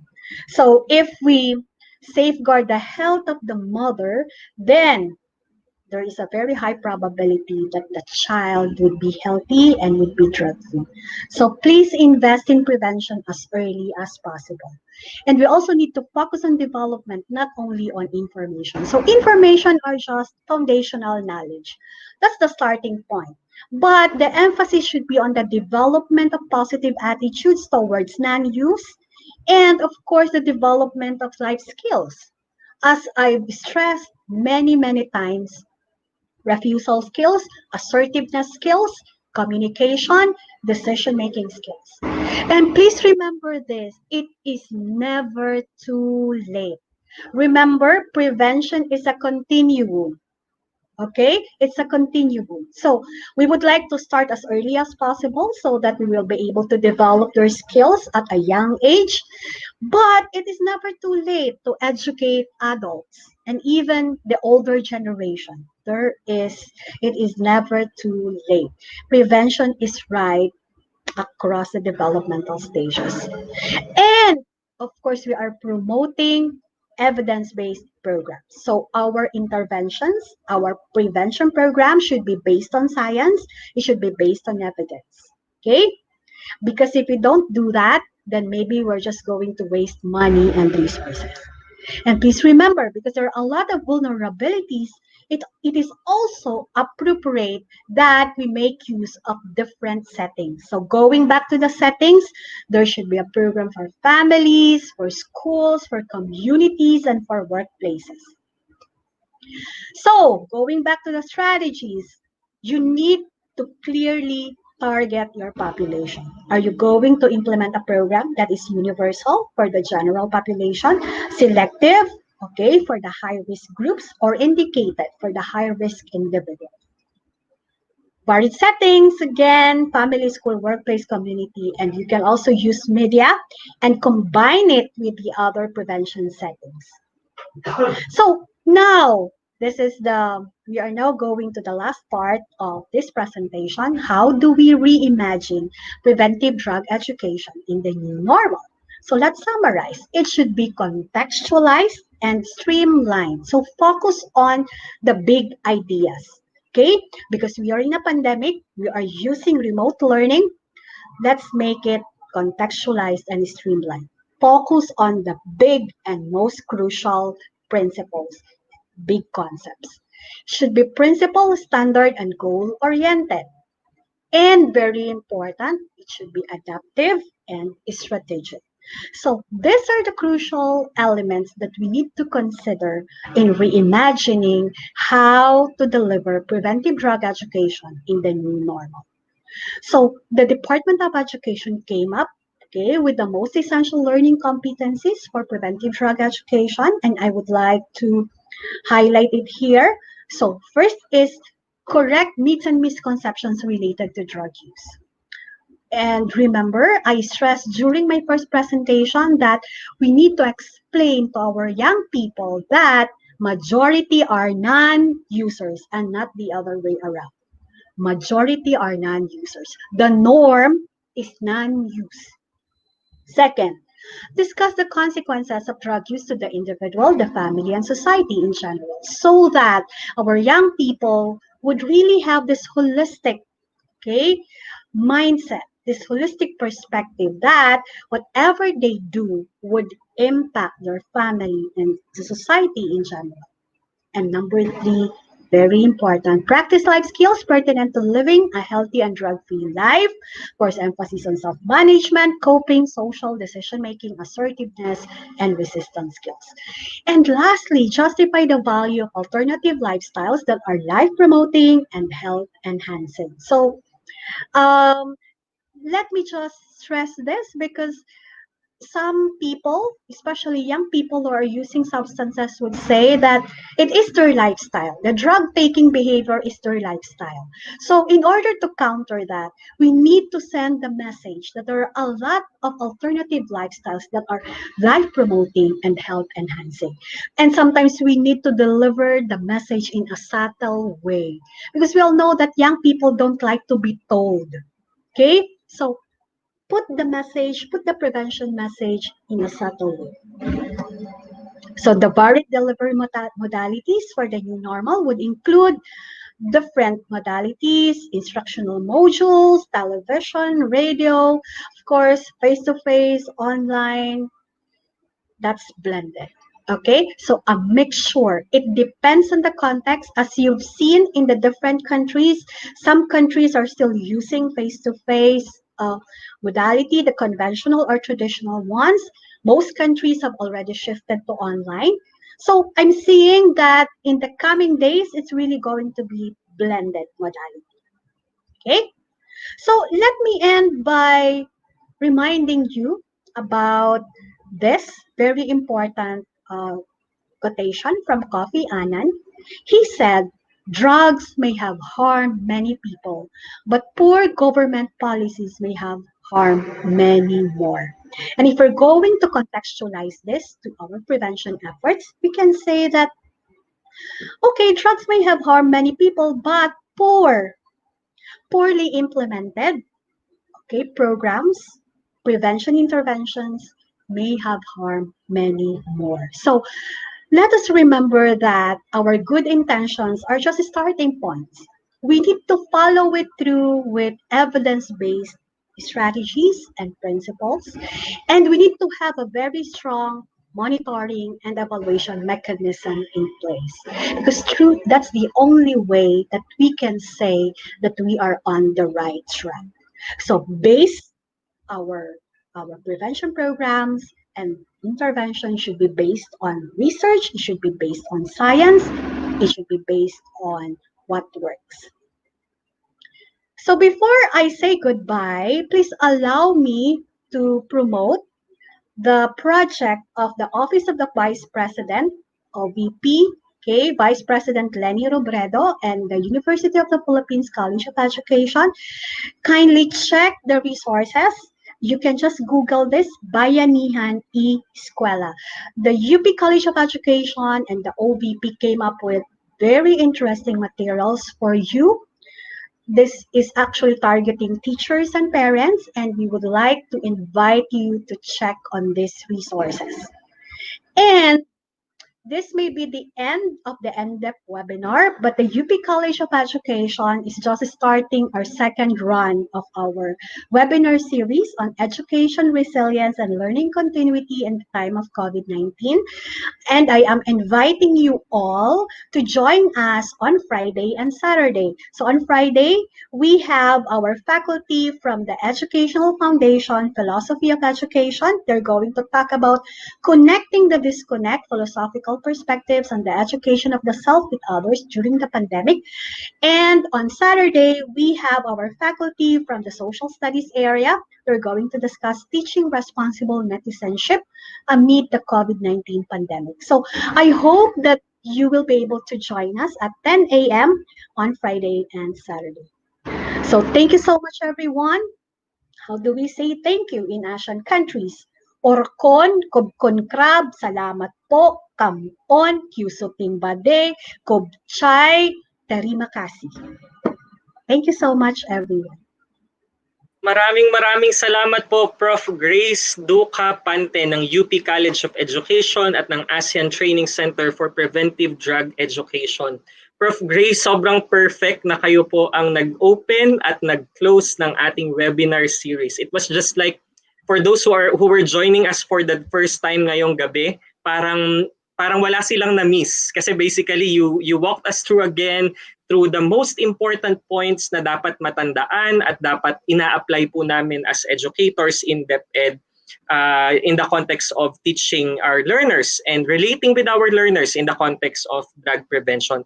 Thank you very much po, Doc. I also personally appreciate yung very challenging reminder ninyo po sa amin, no, sa ating lahat na gumagawa ng policies at nag-i-implement ng programs about drug education na connected to what you said in the first episode na sinabi po ninyo na if we are not careful, prevention can be harmful. And that's a very big opening statement for me at that time. Ngayon yung closing nyo, ang gandang reminder din, no, na yes, drug use can be harmful pero it can cause more harm pala if we do things without considering evidence and yung mga itinuro ninyo po sa amin at ng iba pa nating resource persons sa nakalipas na 10 weeks ng pagsasama-sama natin. Maraming salamat po. So to our viewers who are still with us, please don't leave. We have important announcements toward the end of this session.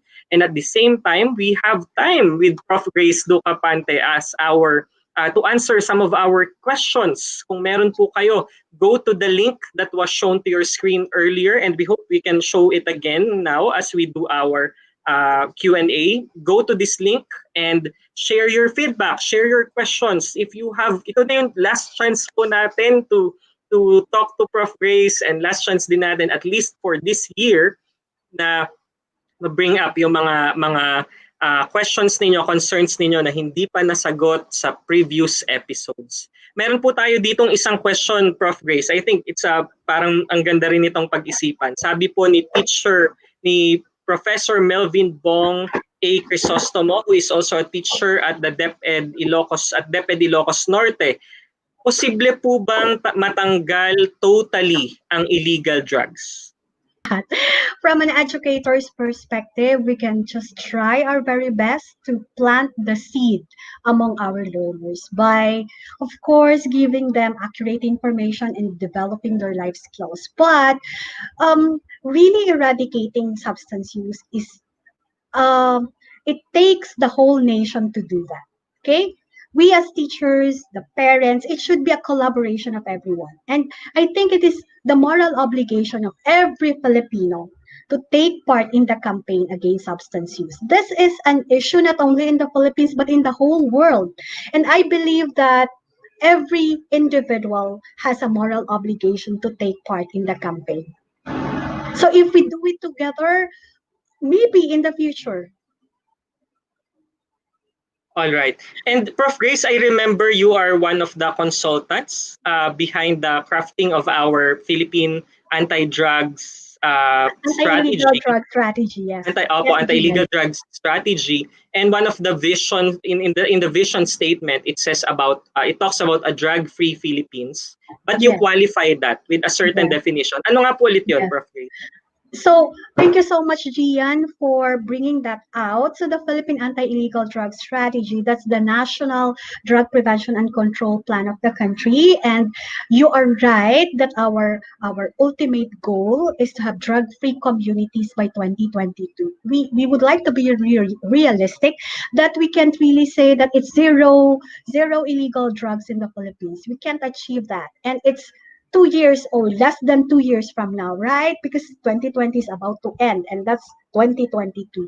But there are certain indicators that we have put into the pads that would help us in actually monitoring where we are right now, okay, compared to the baseline. And we are not using zero illegal drugs in the Philippines as an indicator for PADS. We're saying it's drug-free communities. And I think the PIDEA and the PNP are also adhering to that in terms of these indicators. So when we say drug-free communities, the PIDEA has very clear indicators for declaring that a particular barangay is drug cleared. Thank you so much, Gian. Prof. Grace, ang galing lang din po na parang kung i-connect din natin sa lahat ng sinabi nyo even kanina, ano po talaga, it's really about kung ano yung kaya natin in our role and then we contribute to the bigger picture. But even in the strategy itself, it's the indicators that we are talking about. Kasi yun nga po, no, parang let's say ma-eliminate yung illegal drugs per se, there are legal drugs that can be abused. So there can still be addiction, there can still be things to prevent, especially kahit na wala yung illegal drugs at ang available lang ay yung legal drugs. So I think I like how you are grounding us back to our goal of ensuring the health of our learners and personnel in ways that we can, and in areas that we can. Kasi beyond that, maganda, may sinabi naman po kayo sa mga highlights ng lecture kanina, we can always join advocacy campaigns, we can always, may protest pa nga na part, no? Pero we can always participate in government initiatives, etc. But at the end of the day, we are in the classroom, and we have learners with us spending the most important, the most crucial period of their lives, yung developmental stages, no? Then they are with us. So what do we do with that precious opportunity entrusted to us? Yeah. So salamat po. Thank you so much, Gian. I really like what you've said. Change can only come from within. We can only plant the seed of change in others. But changing ourselves, that would be the first step. And that would inspire a lot of other people. So I think this series of webinars, the Department of Education, okay, congratulations to the whole team. I know that you've done a great job since episode 1 up until now. So congratulations and thank you so much everyone for joining me this evening. Opo. Prof. Grace, Prof, pasensya na po, meron lang pong pahabol na tanong kung okay lang. Sure. Yun daw po bang mga comics po ng PDE, ng ATC PDE ay pwedeng i-share, tested effective at pwede po bang i-share? This is from our nurse in Region 6, Ma'am Nurse. Ma'am Rose. Ma'am Rose, are you referring to the infographics produced by the ATC PDE during this pandemic? The 2 infographics are actually available online. You can check the UP College of Education website.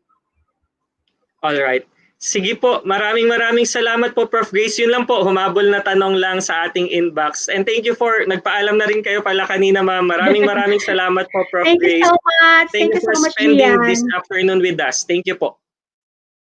All right, so thank you to our viewers. This is kind of a really exciting journey for all of us, a journey of learning and unlearning. Kasi tayo mismo merong mga baon-baong natutunan kung saan meron tayong alam tungkol sa drug prevention, tapos yun na yung ginagawa natin.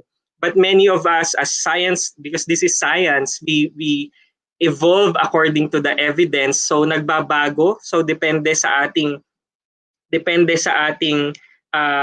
konteksto, sa pinaka-latest na impormasyon na meron tayo, ay pwede nating baguhin, i-unlearn yung mga nakasanayan na, and then let's adapt and let's share what let's do what evidence says is nagwo-work, and yun yung gagawin natin given our new knowledge or new information pagdating sa drug prevention. So I would like to share my own takeaways if it's okay. Let's just one slide lang to share what personally I am taking away from the 10 episodes na ating pinagsama-samahan.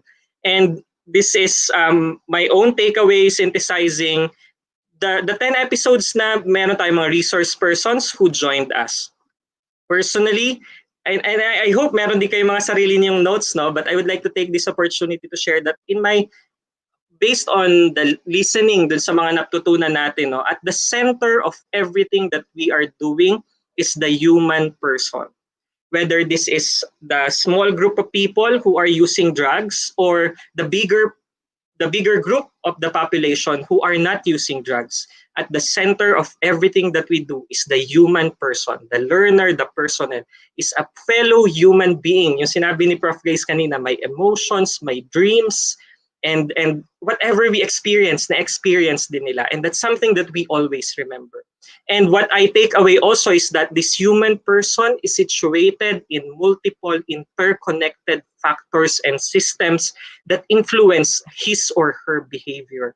So merong iba-ibang nagiging dahilan. No single narrative ang pwede nating i-apply na, person who uses drugs, ganito siya, and may label. Ang daming factors, ang daming salasalabat na mga dahilan bakit sila na-engage sa paggamit sa drugs and other risky behaviors, not only in drug use, kasi parang related na rin siya sa mental health at yung iba pa nating pinag-usapan. And because of this complexity, we approach drug prevention and drug education through evidence. Yung paulit-ulit sina Pastor LJ, sina Prof. Grace, si Doc Dumlao, si Ma'am Girly, evidence-based, evidence-based, evidence-based. Does it work? Will it not cause more harm? Will it really protect people?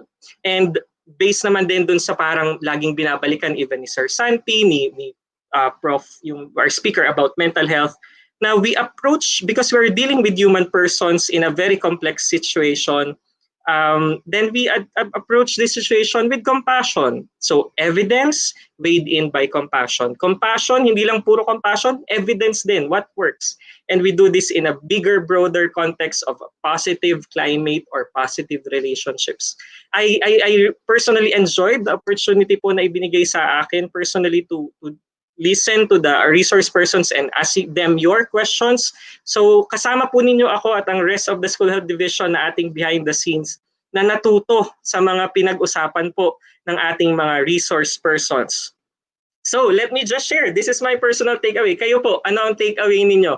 I encourage you to also draw, to just write it on your notebook, and maybe keep it with you always as you do tasks or work related to drug education and preventive drug education. So let me just, again, close with some reminders, pero wag po kayong aalis pa.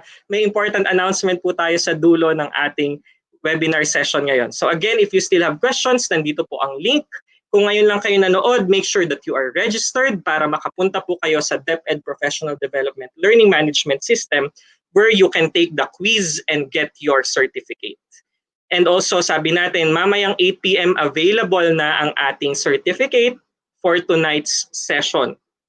But as we say, ang makukuha lang natin per episode is the certificate of attendance. Ang makukuha po natin pag nakumpleto yung 10, naipasa yung 10 exit quizzes, at maipasa ang ating final exam and evaluation form ay certificate of completion. Ngayon, mamaya available na po ang exit quiz. But the certificate of completion will still be available tomorrow. So bukas pa po kayo pwedeng mag-evaluate at pag-exam so that we give everyone time to access the exit quiz, the final exam, and the evaluation form. And in consideration po ng ating mga kasamahan na nakasama natin sa start ng broadcast but may be having difficulty in watching now dahil po sa internet connections affected ng calamity, we are making available all the previous recordings, exit quizzes of the previous episodes, the final exam, and the evaluation form starting tomorrow, November 18, until December 31, 2020. So you have time to really review, pass the exit quizzes, and the final exam. Balik-balikan yung lecture. Very helpful yung lecture tonight kasi summarize talaga siya nung previous episodes po natin. So announcement lang din po, in-announce natin ito last week. We said na meron po tayong ongoing letter writing for tobacco control contest. In-open po natin ulit ito earlier this month at mag-e-end hanggang November 30. Please join us in this contest. Encourage your learners. Pwede nyo rin pong balikan yung ating webinar workshop. Nandito po sa memo na ma-access ninyo sa link na nasa inyong screen yung inyo pong yung details about this activity. And of course, ito na po ang ating last episode. So we are really thankful to everyone who became part of this journey with us. Nakasama po natin. We have our colleagues from the Dangerous Drugs Board, from the ASEAN Training Center for Preventive Drug Education outside DepEd. But inside DepEd, marami po tayong mga kasama and we would like to acknowledge them and ipakilala rin sila sa inyo personally. Ayan. So, are they ready? Ayan, so gusto lang po nating magpasalamat sa ating pong mga kasama sa ICTS. Every week, hindi nyo man po nakikita behind the scene, nagto-troubleshoot, inaayos yung mga connection issues, ino-onboard ng ating resource persons, ino-orient about what to do. And ginagawa niya yan while also juggling other tasks niya sa kanyang office. Let's thank Sir Mark Anthony Papa. Sir Mark, maraming salamat po. Kumusta po kayo dyan? Let's also thank Sir Lindon Balcorta and Johnson Cabrera of the Public Affairs Service. Yung po mga posters na nakikita ninyo every week. Hi Johnson. Pwede pala tayong magsalita. Ayan, si Johnson at si Lindon po, they are part of the Creative Management Unit of the Department of Education and they are in charge of our Facebook page, of the posts that you see there. And it's really a tedious job and very relevant job sa new normal. From the School Health Division, syempre kasama po natin nagtatanong kayo about exit quiz, about certificates. We have Miss Michelle Ann Roquino, one of our staff at the School Health Division. Hi Mitch! Nakamute ka, Mitch. Wala ka bang babatiin? And also, of course, our NDEP coordinator, Ma'am Girlie Azurin. Ma'am Girlie. And then Dr. Dumlao, our School Health Division Chief. Kasama pa rin natin si Dr. Dumlao. Kumakaway na lang po siya from behind. Ayan. So these are the people. Ayan na, si Lindon. Nice. So maraming salamat po sa bawat isa na naging bahagi and of course to our school health and nutrition personnel sa field, our youth formation coordinators, our BKD and NDEP coordinators, everyone else po na naging bahagi pa po natin sa activity na ito for disseminating the information and of course kayo po sa bawat isa na nanood po every Tuesday faithfully. Maraming salamat po sa inyo. Would you like to share any word ba sa mga kasama ko sa screen? Hindi na. Sige, thank you very much. Before we end, kanina nagpakita po tayo ng videos ng inyong mga learning and due to some technical difficulty, hindi po natin narinig yung sinabi ng ating mga kasama. But we would like to take this opportunity at the end of this broadcast to show again those videos. Pakinggan nyo po, marami po tayo na natutunan, kayo mismo marami kayong natutunan. Let's listen to 3 of our faithful viewers every week who shared their learnings and paano nila na-i-apply ang kanilang natutunan. Ms. Mitch, okay na ba? Alright, let's watch that. And we'll end with that. Maraming salamat po. See you again sa susunod. However, prevention is better than cure. Through the appropriate, suitable teaching and guidance of parents in the right information and with the support of school and community surround him. While the child is still young, start inculcating their mind about the preventions of drugs or no to drugs. In order, when they grow up, they have the knowledge about it. Knowledge begins at home, and health is wealth.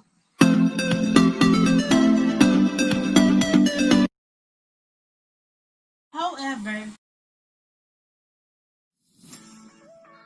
The NDEP Webinar series was indeed a splendid experience. It helped me discover and learn about the various evidence-based substance use interventions based on the UNODC International Standards on Drug Abuse Prevention. The school plays a very important role in drug demand reduction. It is very important to have school policies and improved school culture and climate for the holistic and comprehensive development of every learner. In our own respective workplaces, substance use prevention is very significant to maintain the good relationship among the workforce and become productive. As a parent, this NDEP webinar series helped me realize that being a good parent is not enough, but instead, I must be a responsible one. It is very vital to have an open communication with our children, teach them on the different ways how to say no or refuse substance use, and how to choose their companions and friends. At this juncture, I would like to extend my sincerest gratitude to the resources speakers who imparted their expertise and different perspective on substance use prevention. Of course, to our DepEd School Health Division headed by our active and dynamic Chief, Dr. Maria Corazon Dumlao, and to all the people behind this NDEP webinar series. In behalf of the DepEd Cotabato Division School Health Section, I am Glenn Binar, RN, the Division NDEP Coordinator, saying thank you and keep safe, everyone. Good afternoon. Sa akin pong pagdulo sa NDEP Webinar Series, ay narealize ko po na napakalawak pala ng NDEP.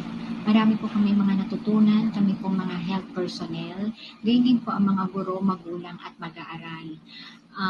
Tumatak po sa aking puso na there is life after substance use, kaya dapat po natin mahalin at bigyang pansin ang mga kabataan na nagkaroon ng problema tungkol po sa usapin ng drugs.